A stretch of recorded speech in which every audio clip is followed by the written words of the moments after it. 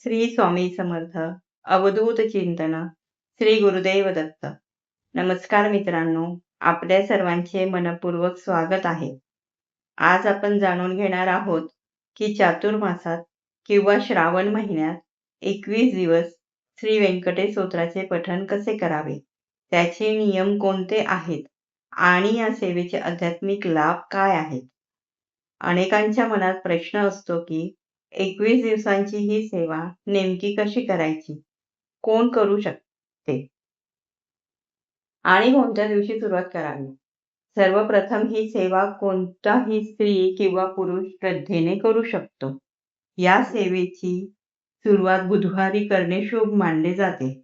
तसेच चतुर्थी, पौर्णिमा, अमावस्या, श्रावण महिना किंवा संपूर्ण चातुर्मास या काळातही ही सेवा सुरू करता येते. मात्र यासाठी एखाद्या ठराविक दिवसाचे बंधन नाही. श्रद्धा आणि विश्वास हेच सर्वात महत्त्वाचे आहेत. असे मानले जाते की आपण श्रद्धेने श्री व्यंकटेश स्तोत्राचे पठण करत असताना भगवान श्री हरी विष्णू आपल्या भक्तीचा स्वीकार करतात.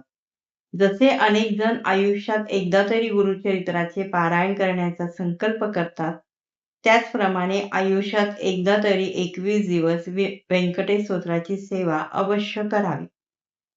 या सेवेतून मिळणारा मानसिक आनंद आणि समाधान शब्दात सांगणे कठीण आहे. आता या 21 दिवसांच्या रात्रीच्या सेवेबद्दल जाणून घेऊया. काही ठिकाणी याला श्री व्यंकटेश व्रत असेही म्हटले जाते.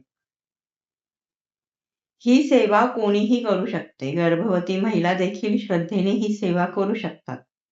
तुमच्या आयुष्यात कोणतीही अडचण असेल, एखादी काम अडले असेल, विवाहात विलंब होत असेल, संतान प्राप्तीची इच्छा असेल किंवा आर्थिक प्रगती हवी असेल, अशा सर्व मनोकामनांसाठी ही सेवा केली जाते.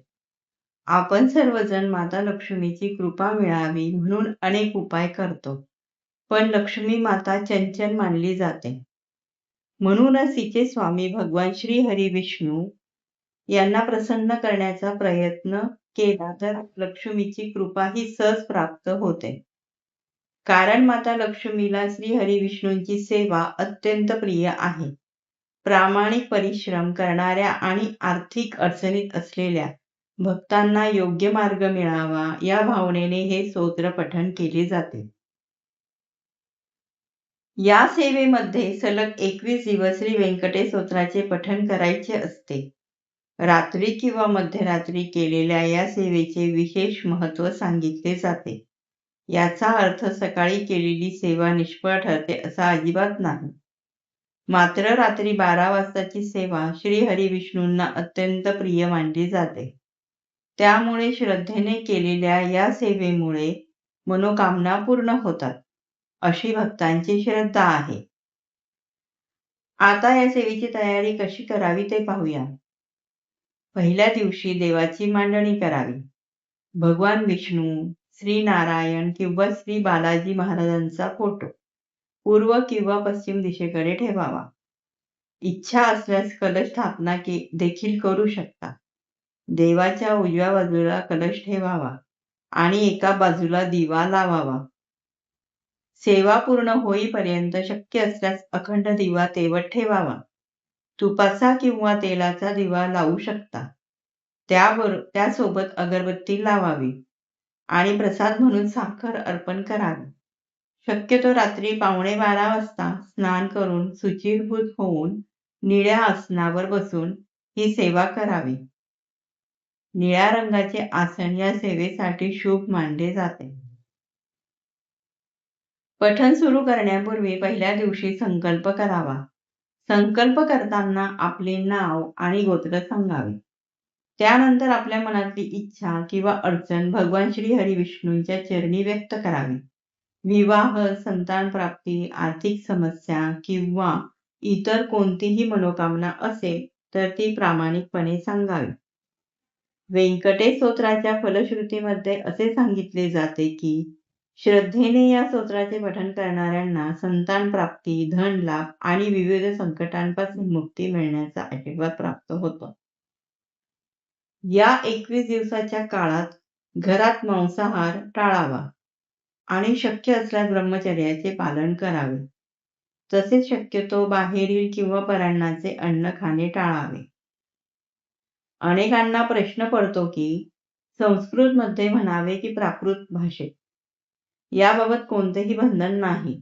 संस्कृतमधील 15 श्लोक किंवा प्राकृतमधील 108 ओव्या यापैकी तुमच्या सोयीनुसार कोणतेही संपूर्ण स्तोत्र म्हणू शकता. स्तोत्राच्या सुरुवातीच्या 1 ते 8 ओव्या फलश्रुती म्हणून ओळखल्या जातात. काही जण 21 वेळा पठण करत असतील तर दररोज त्या ओव्या म्हणतात आणि 21व्या दिवशी संपूर्ण व्यंकटेश स्तोत्राचे पठण करतात. सेवा पूर्ण झाल्यानंतर भगवान श्री हरी विष्णूंना नमस्कार करून प्रार्थना करावी आणि त्यानंतर विश्रांती घ्यावी. या सेवेसाठी उपवास करणे बंधनकारक नाही. तसेच कांदा लसूण खावा किंवा टाळावा हा प्रत्येकाचा वैयक्तिक निर्णय आहे. सर्वात महत्त्वाचे म्हणजे सेवा पूर्ण श्रद्धा, विश्वास आणि भक्तिभावाने करणे.